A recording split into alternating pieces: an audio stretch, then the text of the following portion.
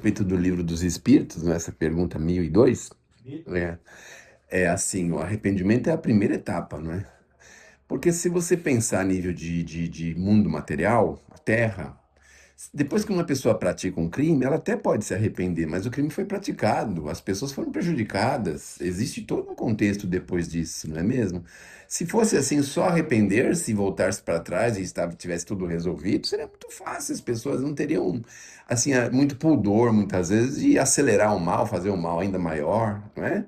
Mas aí a resposta é perfeita no seguinte sentido, de que nós passamos pela primeira fase, quer dizer, antecipamos a primeira fase, não é? Mas aí a gente vai precisar passar pela expiação, pela prova, pela reparação do dano. Porque ninguém fala em reparação do dano na justiça dos homens. É difícil você ver, por exemplo, você vê lá o criminoso tem uma sentença de X anos, tantos dias de multa, por exemplo, não é? Tem, sei lá, 10 dias, 20 dias, 100 dias de multa, não é? A multa é um salário mínimo, então é o proporcional ao salário mínimo. Você pega lá R$ 1.500, divide por 30, você tem R$ 50 por dia, então você tem lá 100 dias, você tem, sei lá, R$ 5.000 para fazer um pagamento extra, não é? Só que às vezes o dano, os R$ 5.000, não representam absolutamente nada. Então a pessoa pegou um automóvel, arrebentou ele num muro, num poste em algum lugar, e foi preso, e depois tem lá 100 dias de multa. E outra, essa multa é paga para o Estado, não é pago para a vítima, não é?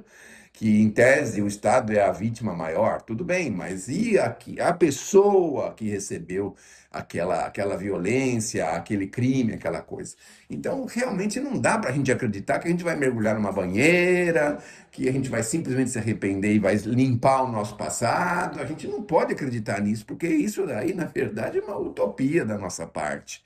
Nós vamos pensar na reparação do dano, na melhor hipótese. Porque às vezes você vê uma pessoa que não tem condição nenhuma, nunca trabalhou, nunca fez nada, vai reparar um automóvel que custa 100, R$ 200.000. Como que ela vai fazer isso? Se ela não tiver que trabalhar, se ela não tiver que se esforçar, e às vezes é um esforço, porque a gente vai comprar um carro de 100, 200 mil sem dinheiro, vocês imaginam quanto custa uma parcela de um carro de 100, 200 mil sem dinheiro? Você vai pagar, sei lá, em 60 vezes? Você vai pagar R$ 400.000 no mínimo, o dobro, os R$ 200.000, o dobro no mínimo, é isso? E aí, como é que você trabalha para ganhar isso? Olha o sacrifício que se exige numa coisa pequena, pueril, aqui na Terra.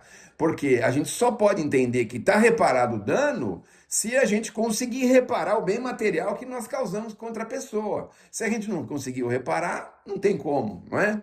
Mas aí entra os espíritos e dizem para a gente assim que interessante, não é? Prática da caridade. Isso é o que resume tudo. É o atalho que nós temos, porque na prática da caridade você não está pensando em ganhar dinheiro, mas certamente existe uma compensação maior. Certamente existe. E essa compensação maior vai fazendo com que a gente vá apagando as nossas faltas.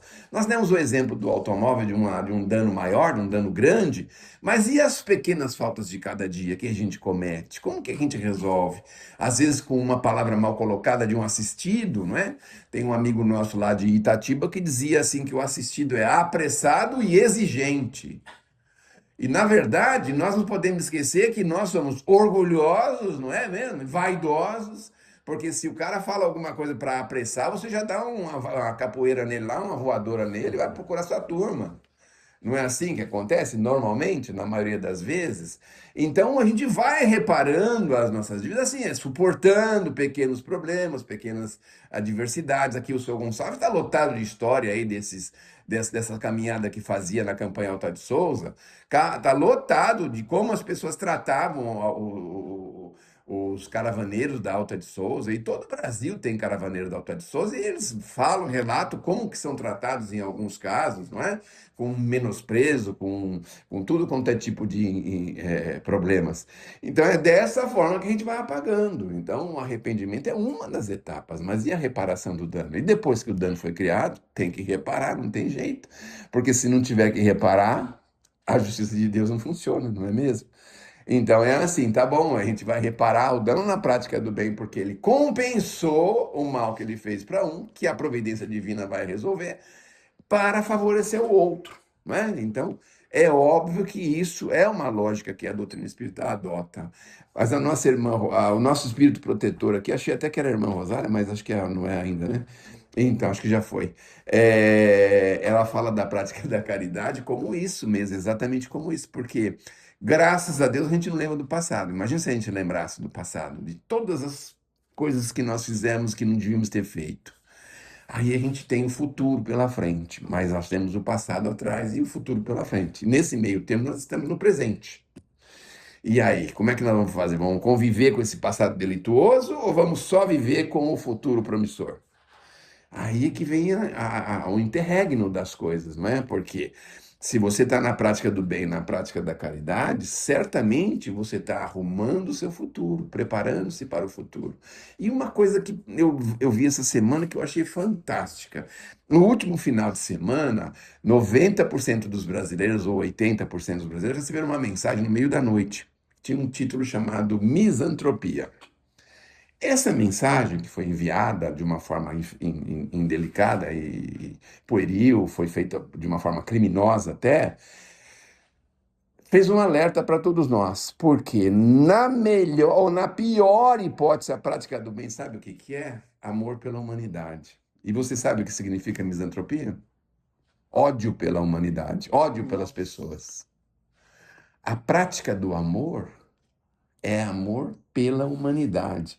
Então você está praticando, fazendo alguma coisa por alguém, você está demonstrando que você tem amor pelos seus irmãos, pelas pessoas que convivem com você no mesmo planeta, que estão vivendo dificuldades grandes. E às vezes não tão grandes, mas que você tem amor por elas. Se elas estão abusando, deixando de abusar, o problema é delas. Mas que você está demonstrando que você tem sentimento de irmandade, sentimento de amor, você tem o sentimento que Jesus mostrou para a gente, que é o mais importante aqui na Terra. Então a mensagem vem em direção oposta, mostrando que nós, como humanidade, estamos cada vez mais mostrando o ódio pelo semelhante. Então você vê aí guerras e confusão, criminalidade de toda forma, de toda sorte, pessoas tentando dar golpe de tudo quanto é jeito de forma eletrônica. Isso é ódio pelas pessoas, não é amor. Amor pelas pessoas é caridade, é o que o Sr. Gonçalves falava. O que que é a caridade? É o amor em ação, não é? Então, quando uma pessoa prega algo contrário à prática do bem e da caridade, ela não está demonstrando amor pela humanidade. Infelizmente, ela não conseguiu entender ainda isso, né? Então é isso.